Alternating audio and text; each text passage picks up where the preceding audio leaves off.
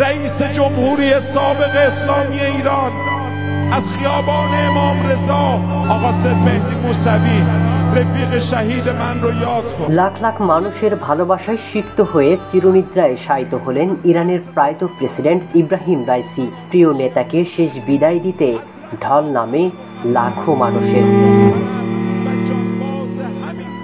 রাইসির মৃত্যুতে কয়েকদিনের জন্য থমকে গেছে গোটা ইরান। শোকার্ত মানুষ হাজারো মাইল পাড়ি দিয়ে ছুটে এসেছে প্রিয় নেতাকে শেষ বিদায় দিবেন বলে। বৃহস্পতিবার সকাল থেকে প্রিয় নেতাকে শেষ বিদায় জানাতে সড়কে অবস্থান নেন মাশহাদের বাসিন্দারা।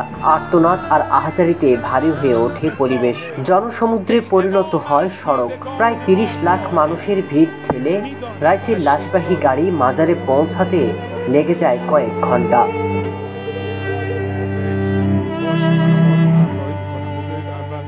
এদিন ইরানের রাস্তায় রাস্তায় কালো পোশাকে মানুষের ঢল নেমেছিল। তাদের ভালোবাসাকে সঙ্গী করে প্রেসিডেন্টের মৃতদেহকে নিয়ে যাওয়া হয় ইমাম রেজা সমাধিস্থলে।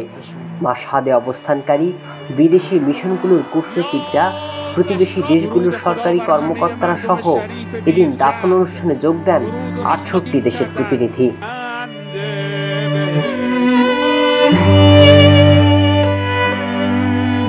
ইমাম রেজার সমাধির ক্ষেত্রে তার দাফন সম্পন্ন হয়, আর এই সমাধিতে সাধারণ কোনো ব্যক্তিকে দাফন করা হয় না। ইরানের প্রথম সর্বোচ্চ কোনো নেতা হিসেবে প্রেসিডেন্ট রাইসি শায়িত হওয়ার সৌভাগ্য অর্জন করলেন। আর ইরানিদের কান্নায় আকাশ বাতাস কম্পিত করে বিদায় নিলেন প্রেসিডেন্ট ইব্রাহিম রাইসি।